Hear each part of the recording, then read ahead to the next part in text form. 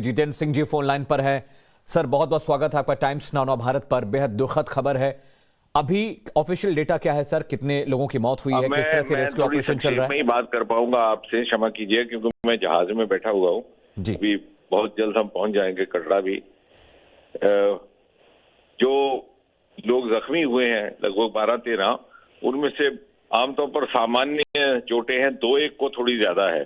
जी प्रधानमंत्री स्वयं नजर बनाए हुए हैं, एक एक मिनट की सूचना प्राप्त कर रहे हैं, स्वयं अधिकारियों से भी बात कर रहे हैं, हमारे साथ भी उनका संपर्क निरंतर बना हुआ है। और यदि किसी को बाहर शिफ्ट करने की आवश्यकता रही तो उसकी भी अनुकूल व्यवस्था, उचित व्यवस्था कर दी जाएगी। सर कितने लोगों की मौत हुई है सर? लगभग 12, जिसमें से कुछ एक हरियाणा से हैं, कुछ महाराष्ट्र मुंबई के आसपास के। एक जो आइडेंटिफाई हुए वो जम्मू के पास नौशहरा के हैं। उनके परिजनों से भी संपर्क बना हुआ है।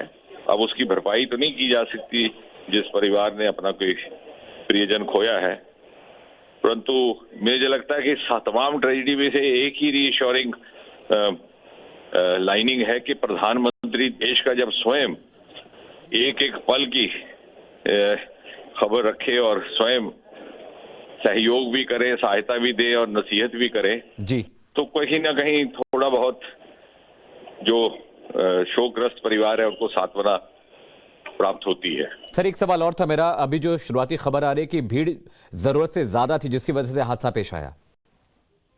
जी, इस बात में तो इनकार नहीं किया जा सकता क्योंकि कुछ एक सालों से एक नया ट्रेंड देखने को मिला है कि न्यू ईयर ईद पर युवाओं का बहुत बड़ा रश हो जाता है।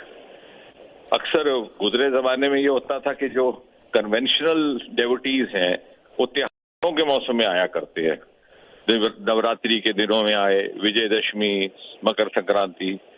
परंतु कुछ सालों से, और ये उत्साह प्रशंसनीय भी है कि युवाओं को न्यू ईयर ईव का बड़ा क्रेज रहता है कि पहले दिन माता जी के दर्शन करने, माता की दरबार में आरती में सम्मिलित होना।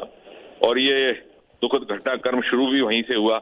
कुछ एक युवाओं के बीच में आपस में कुछ चर्चा हो रही थी। मैं ये तो नहीं कह सकता कि वो बहस थी कि क्या था, परंतु उसी बातचीत में किसी को धक्का लगा and then one thing led to the other.